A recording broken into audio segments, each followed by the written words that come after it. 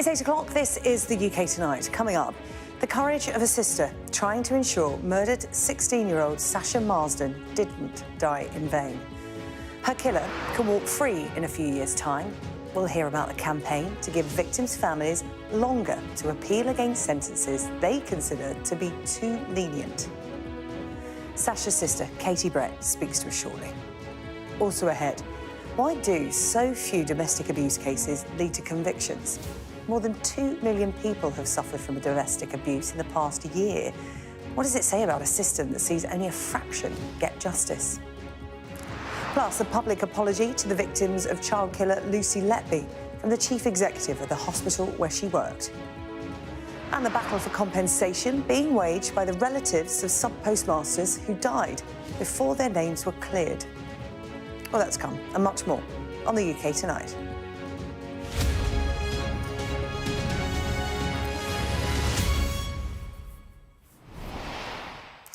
Good evening. It is a situation, mercifully, very few of us will ever find ourselves in. But imagine your daughter or sister has been murdered in the most horrific of circumstances. As if that wasn't terrible enough. You then have to go through the trial of a suspect who won't admit to their crimes. Eventually, they are found guilty and sentenced to life in prison. But in reality, they can be free just years later. That's the situation the family of Sasha Marsden found themselves in when the 16-year-old was brutally killed by David Minto in 2013. He was given a life sentence with a minimum term of 35 years. But by the time the family came through the trauma of what had happened to ask for a tougher sentence, it was too late. The deadline to appeal against a length of sentence is just 28 days. Sasha's family say there is no time limit on grief, and they have been campaigning for more than a decade to change this law. I spoke to Sasha's sister, Katie Brett, about the campaign and what happened to Sasha. And I should warn you that her description of Sasha's murder does contain some really distressing details. Sasha was 16 and she was offered a job over Facebook by a mutual friend. So she went on the Monday first. She had a short trial period, came home after an hour and a half. Her dad picked her up and everything was fine. He paid her £10. So she was due to go back on the Thursday. She went back on the Thursday. Her dad dropped her off as agreed. And David Minto met her at Windsor's World of Shoes, which is a meeting point just round the corner from where the hotel is. So we met her there and they walked to the hotel together. Obviously, everything after there we only know from evidence, but the evidence suggests that once she arrived in the hotel, he attacked her almost instantaneously from behind with a knife. She had, I think it was 67 stab injuries just to the back of the head, and over 100 injuries to her head, face and neck in total, plus defence wounds to her hands and arms where she tried to fight him off. So obviously she collapsed and she was unconscious from the attack, and while she was laid dead or dying, he's dragged her downstairs into the basement and he's raped her. And then he wrapped her up in carpet underlay and bedding from the hotel, dumped her body in the alleyway and he set fire to her. Well, Katie, this happened 11 years ago. I know that this will be as difficult to talk about now as it was to talk about then, and to sit in a courtroom and hear. That's when you first heard all of those horrific details, and a lot more than what you can say on TV with us tonight. After that guilty verdict and the sentencing, a minimum term of 35 years, did you think that was a sufficient sentence? If not, were you given any indication that there was an appeal process? We did know there was an appeal process, but only for him. We didn't know there was an appeal process for us. So we was just advised, keep your heads down, don't give him any reason to appeal. So that's what we did. But there was an appeal process for you, but that has a time limit of 28 days. If a family like yours wants to appeal a sentence that they think is unduly lenient, they have 28 days, which some people may say, oh, well, that's ample time, that's perhaps nearly a month. Is that enough time after you've been through what your family have been through? No, absolutely not. So when we're sitting through court, we're finding out firsthand the details of Sasha's murder. We were told very briefly when she passed away the cause of death, but we weren't given much more detail than that because the police cannot compromise the case and the evidence. If it gets out, then... It may prejudice the trial. Yeah, so, and obviously they've got to protect their case, haven't they? So you've had 2 weeks of trauma? Yeah. And then after the trial, you are expected to regroup and consider the next step, which may be an appeal. Just give me an insight into how you and your mum felt after that trial. Were you in any fit state mentally, emotionally, to even consider it if you knew it was an option? What were those days like after trial? To be honest, they're more of a blur because we were all focused on supporting each other and dealing with what we'd just been told. Like, Sasha was my mum's baby. Sasha wasn't even 5 foot tall.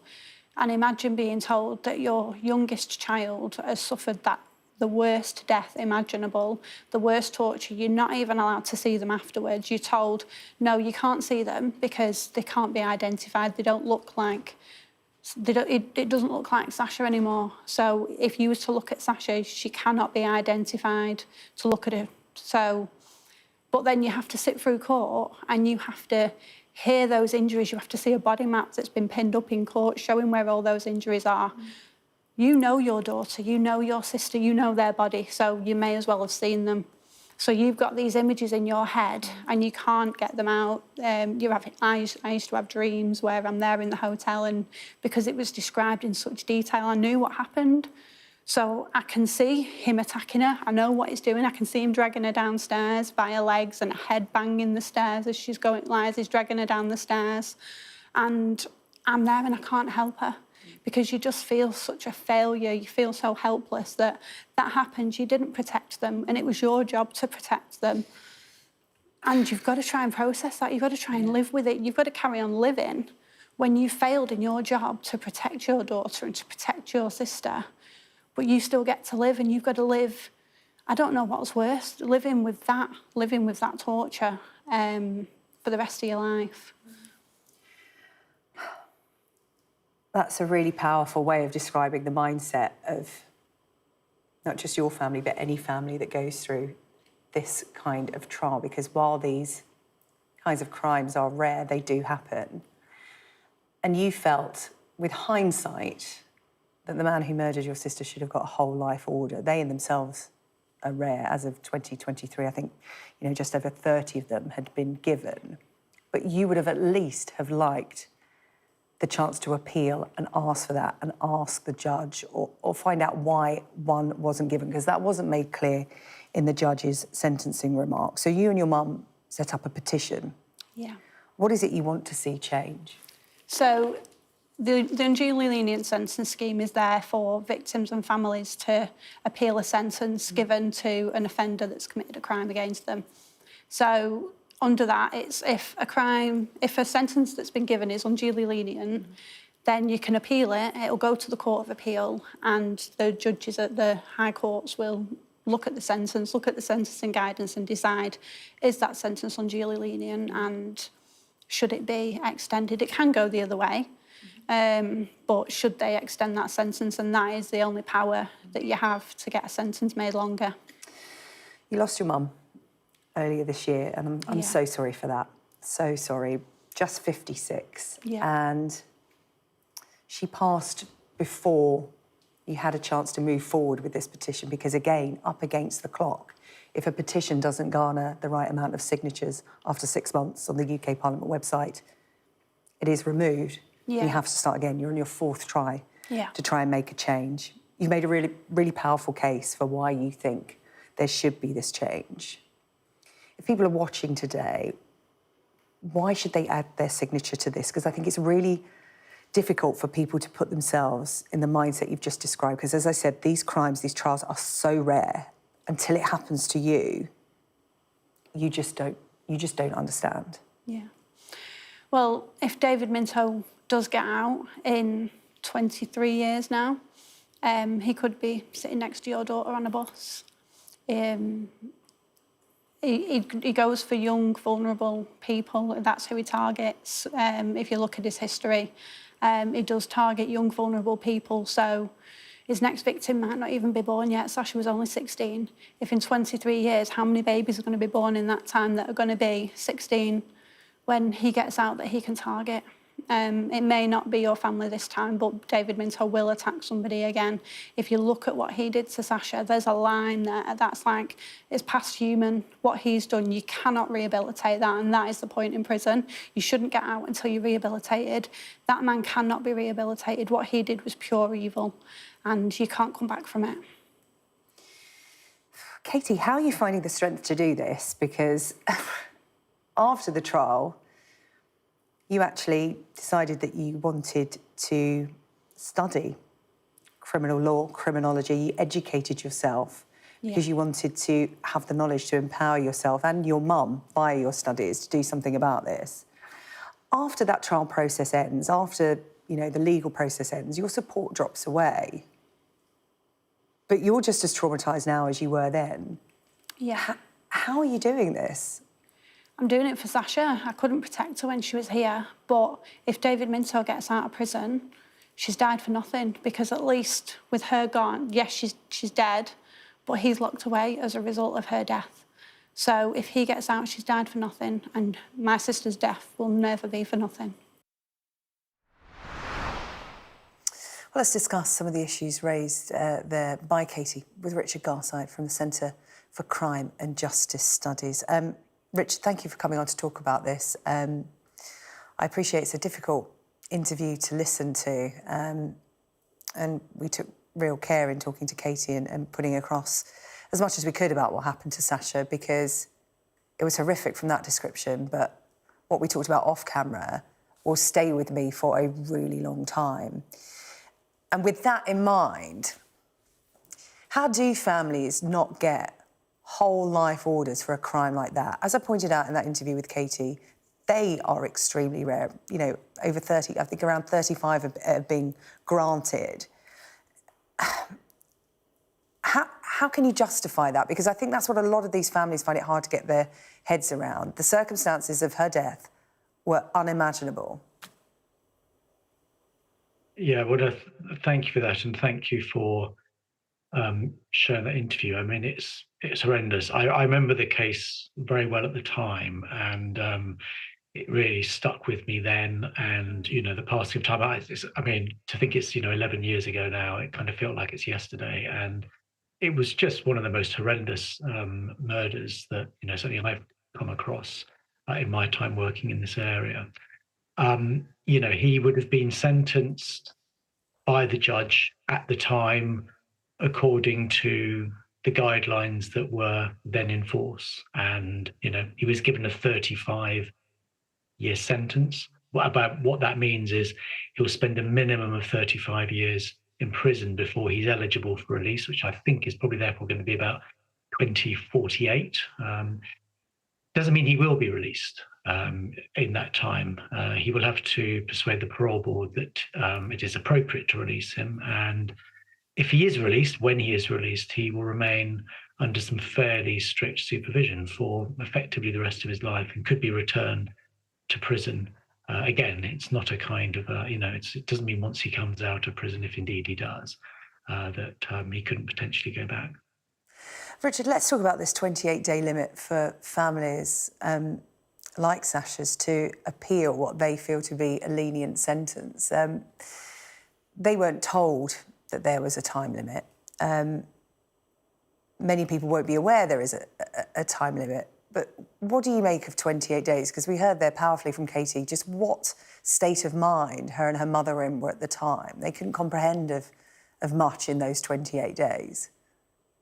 No, I'm sure that's the case. And I mean, obviously, had they known about the 28-day limit, as she indicated, they would have probably wanted to put in a submission.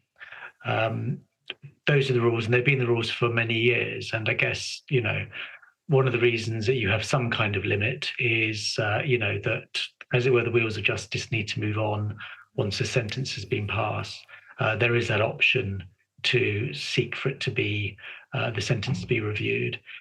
I mean, it's worth, in terms of the actual facts on this, I mean, since about 2010, there's, I think, been about 170 submissions in the case of murder asking for the sentence to be reviewed. And of those, only 3 sentences have been increased. So even if you get a submission in, the majority of cases are not even referred to the Court of Appeal for review, and very few, even when they are, actually end up with a sentence being increased. So I'd hope that, Katie and her family, at least, I mean, I'm sure they will have thought about and looked into this a lot, but it's kind of important to recognise that even if you feel like you've missed the chance, actually, even if you do have the chance, actually sentences are not increased that often. And, I guess that needs to be borne in mind, because it's a very stressful and distressing process to go through, even if you, do get in within the 28 days.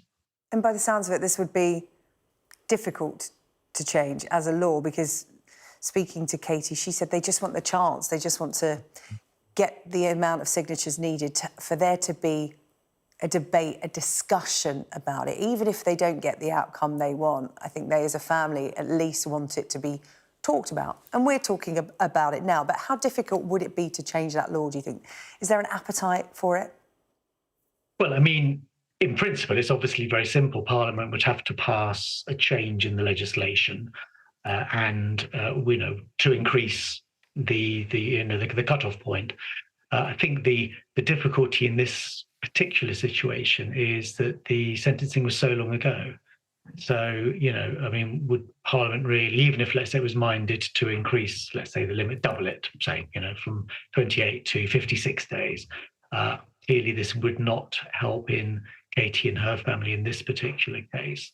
And it seems to me unlikely that Parliament would want to effectively say, well, it can be open to a kind of a submission request for the sentence to be reviewed more or less at any point, because we're talking years after the sentence has been imposed. So I think sadly for Katie and her family, I think it's unlikely that even if there was a change in the law, that it would be changed in such a way that an appeal in this particular case would be possible. But as I said, even if you do get an appeal in time, very few actually do end up with the sentence being increased. Okay. Richard, just a final question before we go. Katie felt like her family didn't get an explanation as to why the man found guilty of her sister's murder wasn't given a whole life order. And again, I've pointed out that they're rare. But in judges' remarks, I hear this a lot from families. They don't feel that they're clear in explaining why they've handed down the sentence they have. Is that something that could be looked at? There's all sorts of things, certainly, for victims and their families to understand the process. I mean, it's important to remember that the legal process is a process effectively between the state and the offender, the defendant. And, in the sense, the point of the justice system is to find people innocent or guilty and to issue the appropriate sentence according to the standards then in force if they're found guilty. But I think there have been various attempts over the years by governments to seek to ensure that victims and their families are kept better informed and to help them to understand the process and some of the decisions that are being made. I think there's almost certainly more that can be done in general in this area. And I think certainly with these really distressing cases where, it's really important, I think, that those who are left behind grieving the loss of a loved one kind of do feel that they understand the decisions that were made and why they were made, even if they don't necessarily agree with them. Richard, really good to talk to you tonight. Thank you so much for coming on to respond to Katie's interview. That's Richard Garside, the Director of the Centre for Crime and Justice Studies. Now, more than 2.3 million people in England and Wales were victims of domestic abuse in the 12 months to March, but fewer complaints to police and leading to convictions, despite an increase in the number of arrests and prosecutions. Only a fraction, just under 39,000 cases, resulted in criminal convictions, the lowest in a decade, and nearly half the 2016 peak of 76,000. So why is that rate of successful prosecutions so low? Earlier here on Sky News, we spoke to Emma Robinson from the domestic abuse charity Safe Lives and asked what more can be done to secure convictions. The delays through the court process are a massive factor in terms of victims being able to continue through that process. But actually, there needs to be change throughout the criminal justice system from the moment that the police, someone reports to the police, right through to the court case and the sentencing. There needs to be better awareness for all of the professionals involved, and really a multi-agency response in order to support as many victims as possible.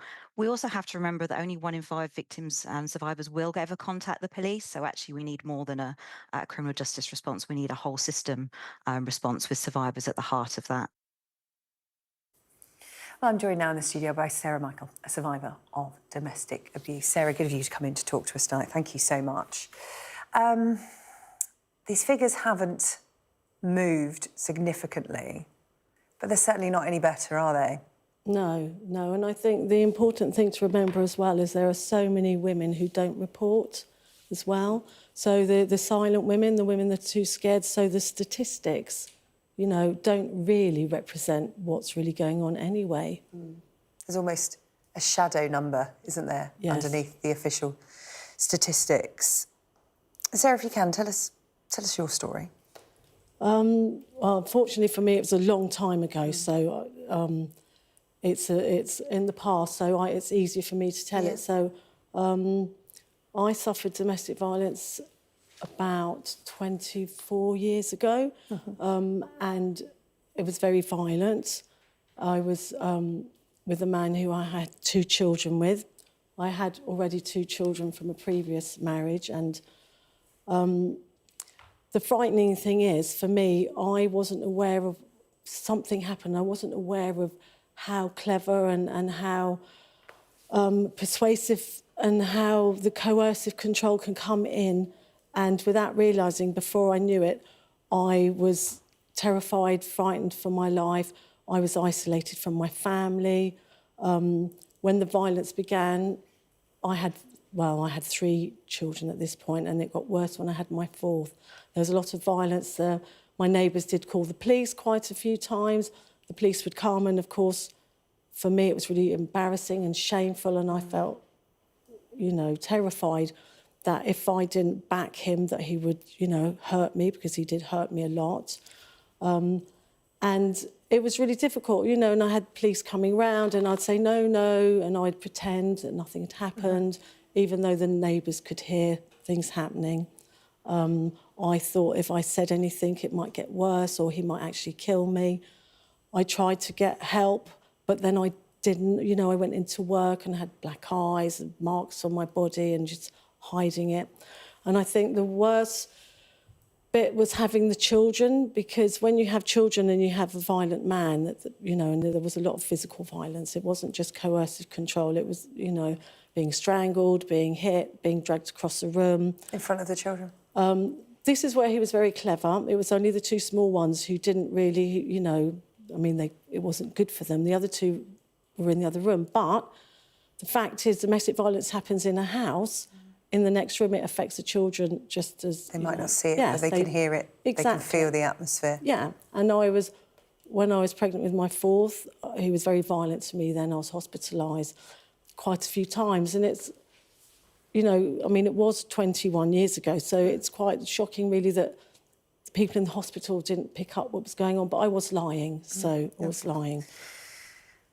It's the fear and silence around domestic abuse, isn't it, that sort of perhaps doesn't see the numbers creep as high as the true toll that it's taken on people in the UK. But there are tougher restrictions for abusers being brought in in England and Wales today, new protection orders keeping them away from their victims.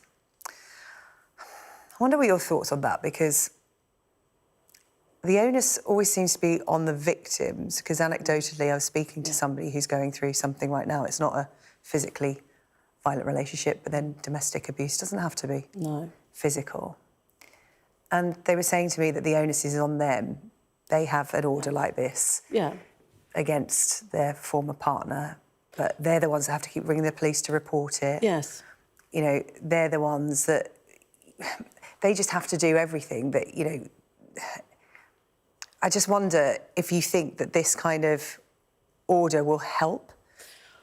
I don't know. I don't think so. I think, you know, for so long they keep bringing in new things and they don't work. All I know is for myself and for other women that I've known, you go to the police and then they say, well, the CPS, they might not say it's enough evidence, he might get bail. You know, you hear CPS and you hear bail and then you back out because it's too frightening to do on your own. It's really frightening because what they do as well is they isolate you from your friends and family, and then you have nobody but them. That's what they do, and what I think needs... And after you have the children to think about. Yes, when you have...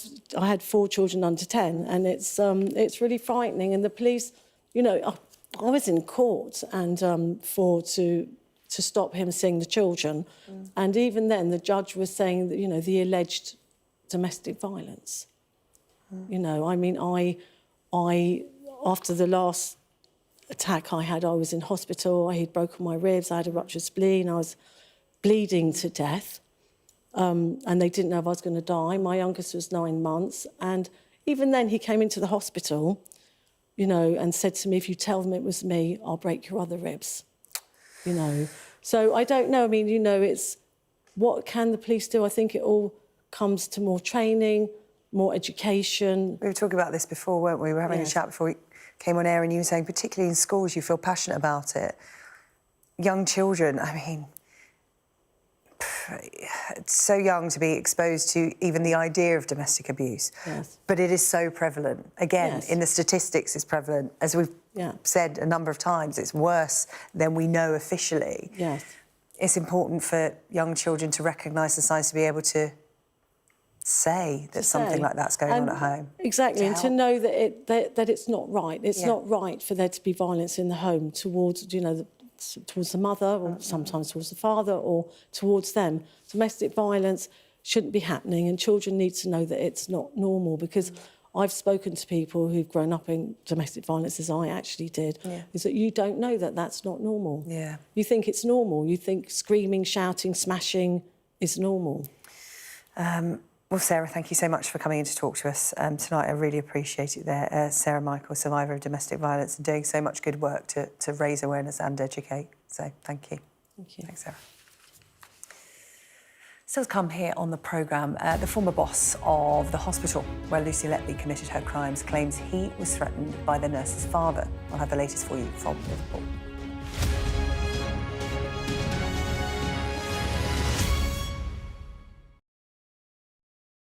First Minister, how are you? Good morning. Good morning. Nice to see you. How are you feeling? Looking forward to getting into the parliamentary chamber. Are you any further forward to making a decision? No, it's an important day today. All of the claims were in line with my parliamentary duties, so I'm making that clear to you, Connor. He was a Scot through and through. He was a very good politician. Alex Salmond was controversial, he was a disruptor, but above all, he was respected. Will you resign if you lose this week? Again, I'm not planning to, of course, lose the vote of no confidence. I'm planning to win that vote of no confidence. His face said it all. My intention to stand down as party leader. This is now a storm with deadly consequences. How are they feeling? They're a bit scared at the minute. We've been told to evacuate. How are you feeling? Devastated. Hundreds of homes were wiped out by flooding. I'm Connor Gillis, Sky's Scotland correspondent. It was probably the darkest time in my life. Scott is 5 years sober after a cocaine addiction left him close to death. Scotland has a shameful record, worse than England, the worst in Europe. Why not just say you failed? Because then you might get more respect from families who've lost loved ones. This is where one of the UK's most prolific rapists thought he'd got away with murder. Sky News can reveal that former sex workers had told police he was sexually violent. My Emma. Free wherever you get your news. It's over, isn't it? The Americans say he is Rossi, a fraudster. This has been one of the most bizarre cases ever heard in a courtroom in this country. A dangerous murderer. Do you think you'll ever be able to forgive Andrew Innes after this? She said she can forgive him, but as long as he's behind bars. By doing the right thing, it's destroyed your life. They terrorised me. They intimidated me. Sky News, the full story first.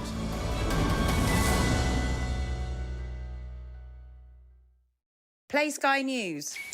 From the Sky News Centre at 7. Now that you're up to date, we can go into a bit more detail. Things can change incredibly quickly. Taken by surprise. Have you ever known a moment like this in British politics before? Yes. Cheers. We'll start with breaking news. Let's get the latest on the ground. So, by the end, we'll hopefully all understand what's going on in the world just that little better.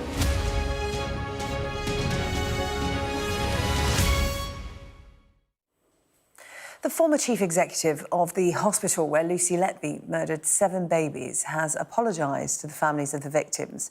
Tony Chambers was speaking publicly for the first time at the inquiry into the circumstances surrounding the crimes. Giving evidence today, he also said that he was threatened by Lucy Letby's father while she was under investigation by the Trust. Sky's national correspondent Tom Parmenter has this report from Liverpool. Out of everyone who worked at the Countess of Chester Hospital, Tony Chambers was the one at the top, the chief executive of an NHS trust where a nurse was attacking babies in the neonatal unit.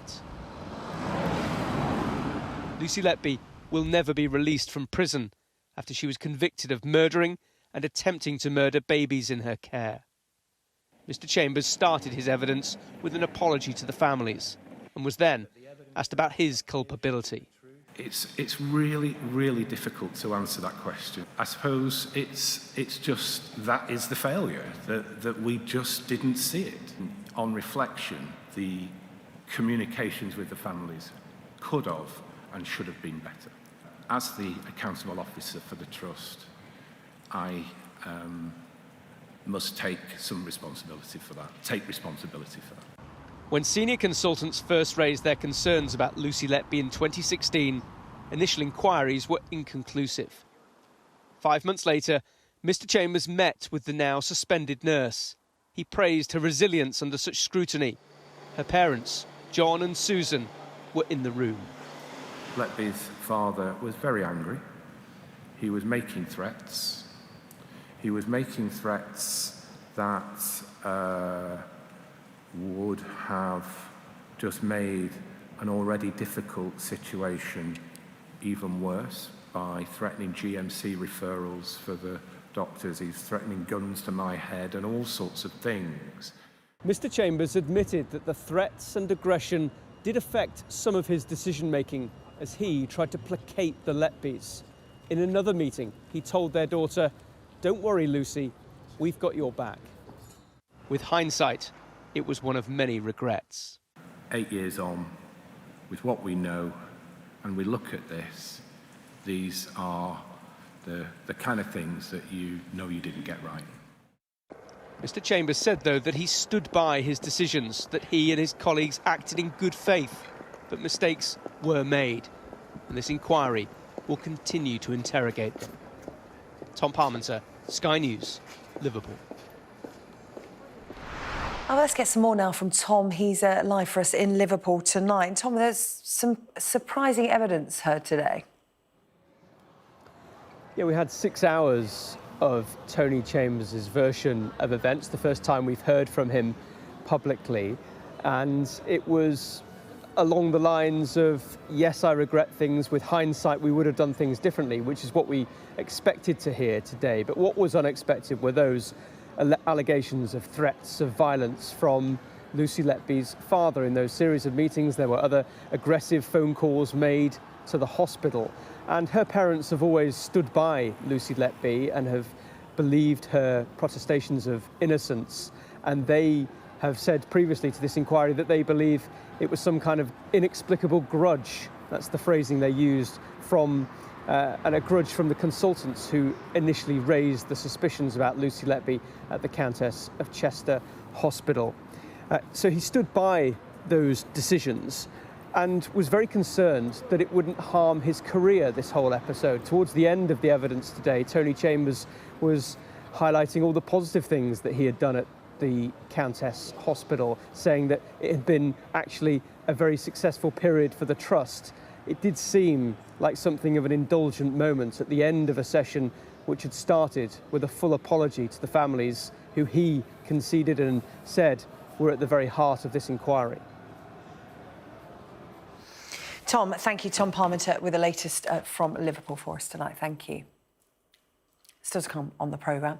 The families of post office victims calling for compensation and justice.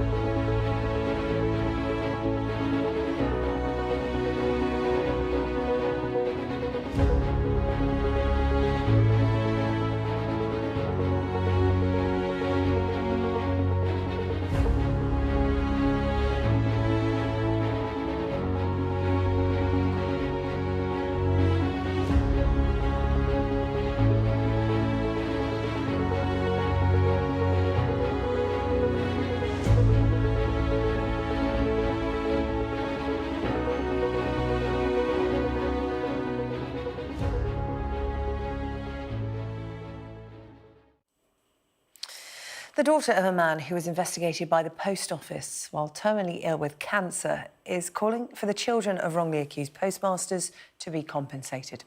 Fiona Watson passed away with the case still hanging over her. And now her family says Fujitsu must take responsibility for the impact it had on the end of her life. Sky's Adele Robinson reports. They still chose to convict a dying woman. They put her on trial internally. It's like they had no mercy. Well, you've done wrong, so you're going to pay the consequences. And if you die, so be it. Katie watched her mum fight terminal cancer and the Post Office at the same time. Fiona Watson was forced to admit stealing from her branch in 2002. She was innocent and died months after. We went off to school, which was really hard. We got back. She had waited for us to get back.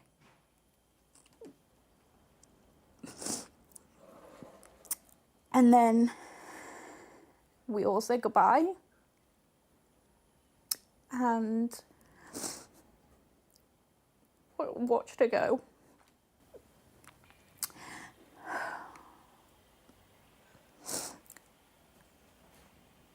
It was really hard. I mean, what 13-year-old wants to hold their mother as she dies?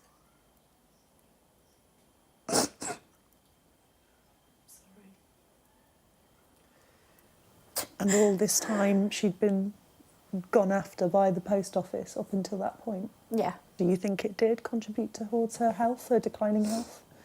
100%. I believe that they're responsible for taking away what little time we had left. Everything was overshadowed by what had happened. If she'd have been able to fight it properly, then she may have had a bit longer. She may even still be here, or at least, you know, for longer than what we had. She declined really quickly, really quickly. It's like she just gave up. She kept going and kept going. And then she just couldn't. She couldn't do it anymore. Katie's part of Lost Chances, a group set up by the children of post office victims, each of their lives affected by what happened to their parents. We ended up in a caravan, but the caravan site, you could only be there for 9 months of the year. So for 3 months we were homeless. Got my first job at 14, helped put money on the table for food and, you know, stuff like that. I didn't end up going to college or anything like that because I was working. Yeah, so I missed out on those opportunities to sort of go to school and, you know, have all that childhood. Do you think it ruined your childhood? 100%. The Lost Chances campaign group set up after this. I think there is a moral obligation for the company to contribute. A statement on redress from Fujitsu, the company behind Horizon Software, which saw hundreds wrongfully convicted. Mr. Patterson, Adele from Sky News here. Executive Paul Patterson met with victims and their children in the summer to discuss how to help. Well, we've made that comment, I think, in January about we will contribute to redress, and we will do that. Our common position is that's when the inquiry finishes. But over 3 months later, I swear by Almighty God, nothing's changed. we do want to engage in that way. I'm still unclear about what things we can do other than sums of money. What would you want to say to Paul Patterson right now if he was here? I think it's time that they took responsibility and meant it. So far, as of yet, there's been no action behind it. So he actually needs to do something. Lawyer for the victims Terry Wilcox says the lack of communication from Fujitsu after giving victims hope is unacceptable.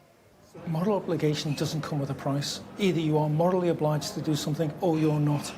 And they have not followed through with that moral obligation. The trouble that people went through to actually draft their stories, to then be ignored, adds trauma to their history. So from my point of view, it is unforgivable to have a 4-month delay without any communication. The Post Office have apologised unreservedly to victims and their loved ones and say they're doing all they can to support those impacted. But it's not necessarily about redress, say campaigners, but putting right lost opportunity. We'll never get back what we lost, but I just want them to take ownership. And waiting on Fujitsu to step up for every victim. Adele Robinson, Sky News. The Chancellor has confirmed the government will rethink the rules that force car makers to produce more electric vehicles.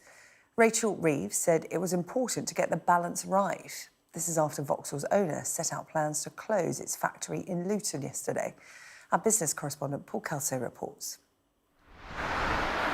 Shifting electric cars off showroom forecourts onto front drives has been a challenge for the motor trade, with public demand for emission-free driving falling behind targets set by government that ministers are now set to relax. We will be shortly fast-tracking a consultation on our manifesto commitment to end the sales of new purely petrol and diesel cars by 2030.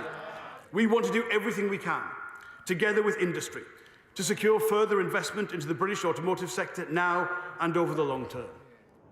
Vauxhall blamed its decision to end production at its Luton van plant on electric sales targets, underlining industry concerns. Petrol and diesel still account for 60% of new car sales, but their market share is falling.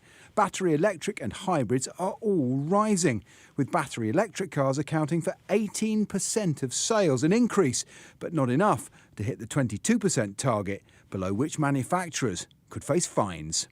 Let's create the demand by incentivising with some sort of tax break, so it's not just the industry, which is currently spending about £2 billion this year alone trying to incentivise these vehicles to private consumers. There's no shortage of different size models, different budgets. For many potential buyers, going electric still feels like a risk. Auto Trader has 80 million visitors a month to its website, many curious but cautious about plugging in. The main barriers to buying electric are the same barriers that exist to a degree for petrol and diesel. Cost, the outright cost of a new electric car is still on average 30% more expensive than its petrol counterpart. People are worried that the range and the public charging infrastructure isn't where they need it to be to make that switch. Mainly it's driven still by budget. Successive governments have backed the conversion to electric cars, from battery investments and new models at Nissan in Sunderland to electric vans at Vauxhall's Ellesmere Port plant, and the now leader of the opposition welcoming electric minis in Oxford. The challenge for this government is persuading the public to keep up. The government says it will review its targets by Christmas, but persuading private buyers of the undoubted virtues of electric cars will take longer. And this won't be the last time. They have to balance compulsion and incentives, the carrot and the stick for industry and consumers in the energy transition. Many promise new jobs, and plenty of existing ones depend on getting it right. Paul Kelso, Sky News. Coming up here on the UK Tonight, I'll be speaking to one of the nominees for Wildlife Photographer of the Year on how to capture that perfect shot.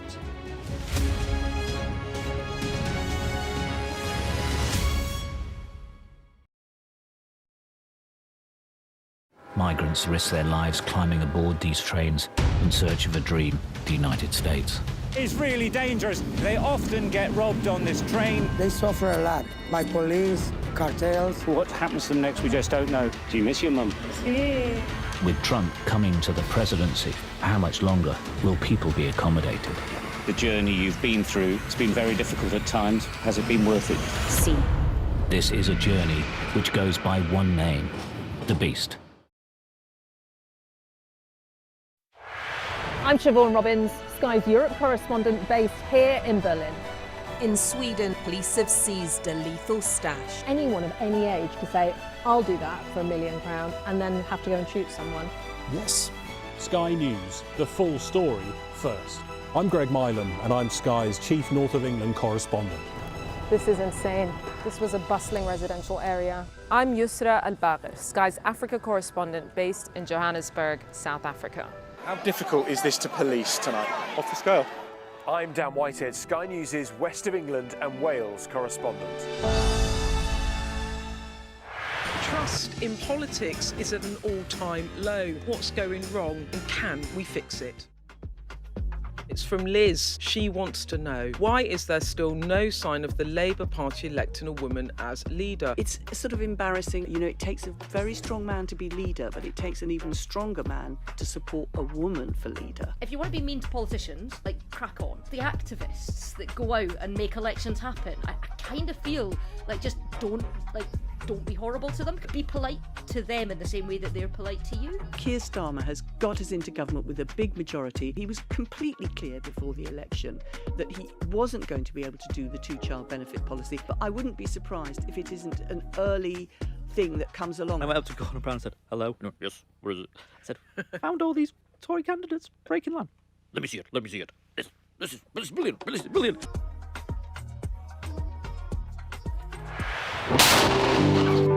A lot of action going on. I'm Alex Crawford and I'm Sky's special correspondent based in Istanbul. This is what makes the job so fantastic.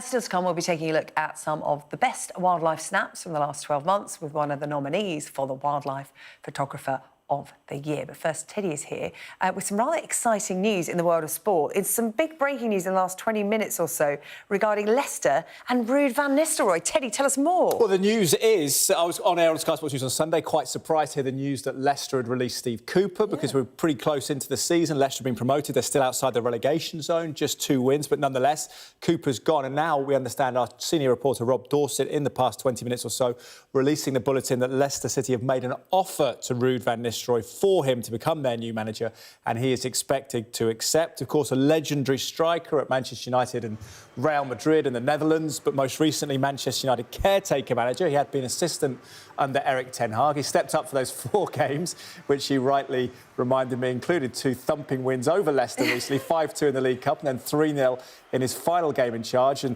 I think you can see some of the Leicester players trudging off behind him there. Yeah, the Leicester board must have thought, we'll have a bit of that if he becomes free. Yeah, apparently so.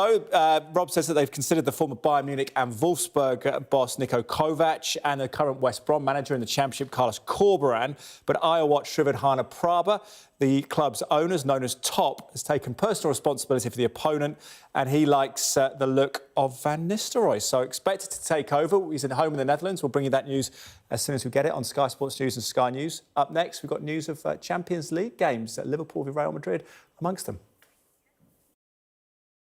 This Sky News Sports Bulletin is brought to you by Vitality. Getting more people more active. Live life with Vitality.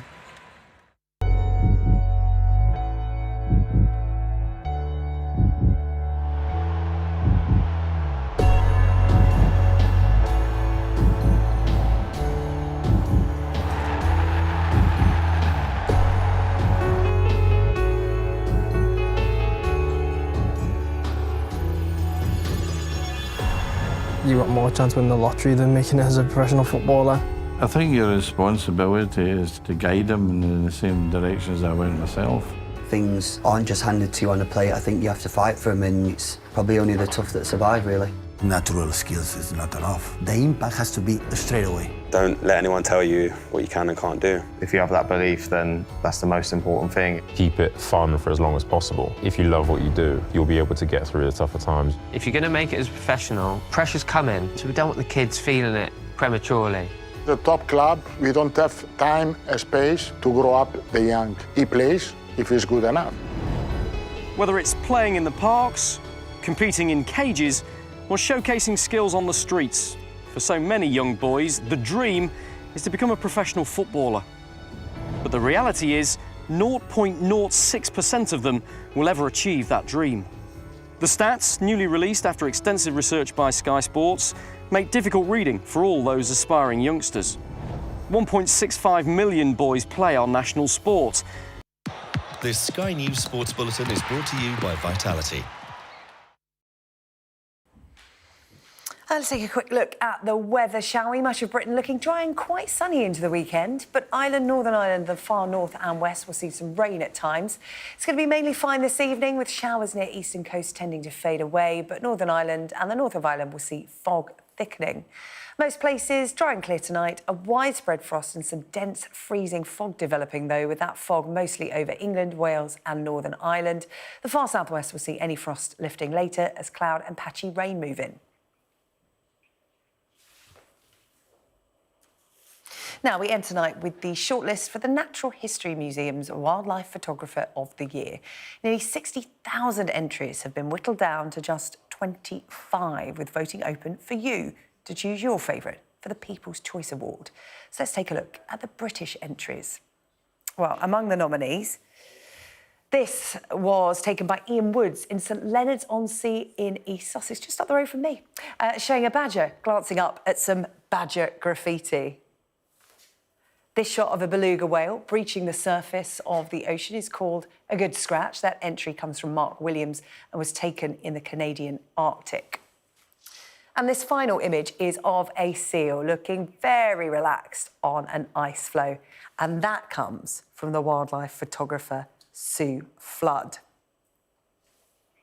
And I'm very pleased to say that Sue joins me now from the Isle of Skye. And Sue, congratulations to making it onto that shortlist. So many entries, and what a wonderful image you've snapped. Tell me about this very chilled subject. Thanks so much, Sir James. So, yeah, this is a Weddell seal. I'm lucky to have been working in the Antarctic and Arctic for almost 30 years, and I just absolutely love the polar regions. And this one day we were out in the Zodiac cruising around the ice floes, and we spotted this Weddell seal. And of course, with wildlife photography, you want to be really careful not to be disturbing your subject. And I think you can tell that this seal is incredibly relaxed. I was using a long lens and we're bobbing up and down in the boat as the seal's bobbing up and down on the ice floe. And it was actually really lovely light with the, dramatic grey cloudy sky and the dramatic grey cloudy seal. So really lovely. I'm just looking. And it all came together beautifully. I'm just looking at some images. Your dedication to the cause, because you were involved in documentaries like Blue Planet and Planet Earth, and you left it to take up photography full time. But your dedication to the art is incredible. I was reading about how you camped in amongst emperor penguins, your favourite birds apparently, in sub-zero temperatures to get the best pictures. That's dedication. That's also suffering for your art. Talk to me about the kind of conditions you find yourself in, because you like a bit of water and ice. I do. I absolutely love working in the cold. And as I say, these are very spectacular places to work. That's me there at the South Pole, here in Siberia with the Nenets reindeer herders. That actually reached -48, which was pretty chilly even by my standards. But, they're very spectacular places. The wildlife and in the Arctic, the people, the landscapes of these places. As a child, my absolute dream was to work with David Attenborough. When I was a kid, that was my dream. And it took me a long time to get to do it, but I was fortunate to get to work on those documentaries you mentioned and, continue to be inspired by him, as millions of people are to this day. So I feel incredible. Marvellous example of believe it, achieve it, taking inspiration from David Attenborough, working with him, and now forging your own path as a very successful wildlife photographer. Good luck. You are on the shortlist. We look forward to seeing who wins. Thank you, Sue. Thank you. Thanks a lot.